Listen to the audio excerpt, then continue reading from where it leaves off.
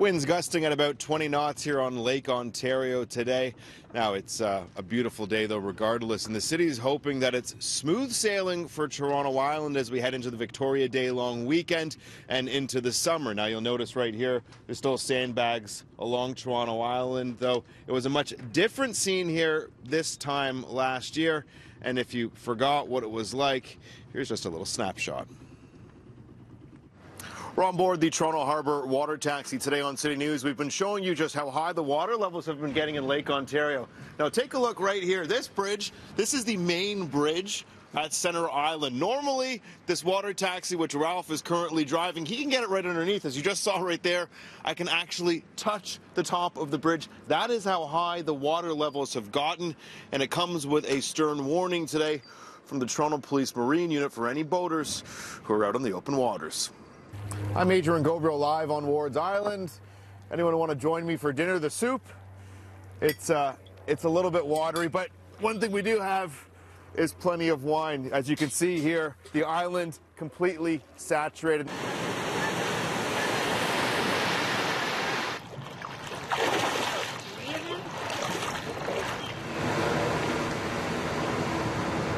At its highest point last year, the lake rose to 75.93 meters today. The water level for all of Lake Ontario is 54 centimeters lower than this time last year. To keep the island afloat, the city spent about $750,000 in operational costs, from sandbags to sump pumps, and they've raised the level of the docks at all ferry points by 1 meter. When it comes to damage, the beaches at Hanlan's and Gibraltar's Point saw some serious erosion as a result of water levels, and they will look a little bit different this year, but they will be open. Now the attention is turned to finding long-term solutions ahead of the next time the tide decides to rise. We do have a study. It's going to start in the fall, a study with TRCA and Toronto Region Conservation Authority, and it will end in the spring. We'll do a full study as to how to mitigate the situation should it happen again with climate change and whatnot. But park staff are phenomenal. I love our park staff. They've done phenomenal work. So they've put in these meter bags. They're huge sandbags. They've still left them there. They're leaving them there until the study's done. They've built berms, naturalized berms. They put in sub pumps. We're certainly in the process of continuing our work to make sure that the islands are, better protected for future events of the kind that happened last year, but also some of the repairs that will take a number of years to do from what happened last year. At the next council meeting, Parks and Recs will be looking for City Council's multi-million-dollar blessing so they can put some real things into action to try and help prevent any massive flooding like we saw here on Toronto Island and on our beaches and shorelines last year. Ahead on City News, we're going to chat more with our captain today. Sir Roger Peterson is behind the wheel. Hold on tight. And we're also going to be speaking with the folks over at Centerville about some of the challenges they're still facing following last year's flooding, though they also have some good news for folks who will be coming over this long weekend and this summer.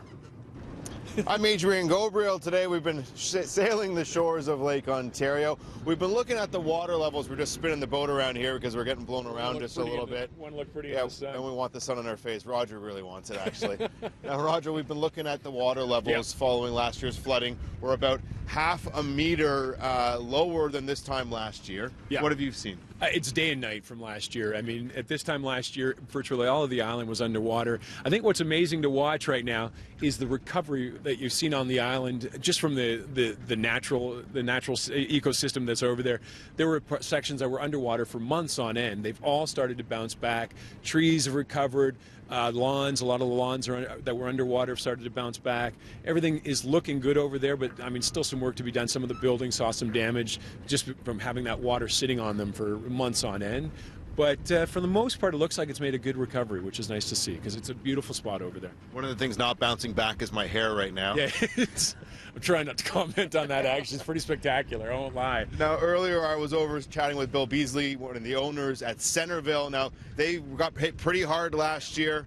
Here's what they had to say earlier.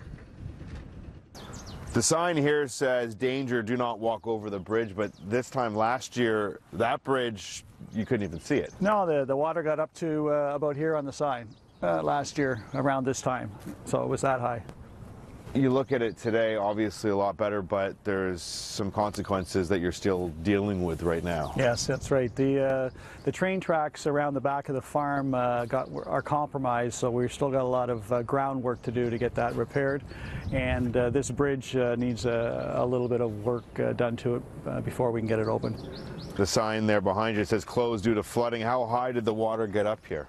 Here it was about a foot high coming into the paddocks, and further back into the farm it was up a good 2 feet. And you kind of played the role of Noah last year, and you loaded them onto the ark and got the animals off the island. We did. We got them off around this time, just before the long weekend, and we took them up to a farm north of the city up in Schaumburg.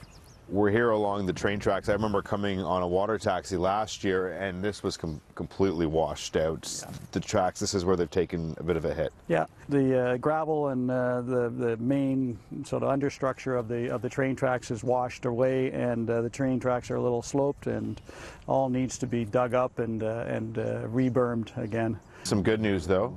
The carousel, which was initially reported that you were going to have to sell, an iconic piece of Toronto history, it's going to be staying there, at least for the short term. It is. It's something we didn't want to do, and thankfully we're not doing now. So the city's working with us on that, and our financial backers are helping us out. So we're going to keep the carousel, and hopefully it's here for another 25, 30, 50 years. Now, Centerville says they lost $8 million in sales last year. They say this summer, Roger, is going to be one of their most important ever on record. Now, they're open every weekend till June 1st, and then 7 days a week for the whole summer. A big thanks to our captain, Roger Peterson, here today. Anytime we get out on the water is a great day, so happy to do it. He did breakfast television, double shifting. Have a great long weekend.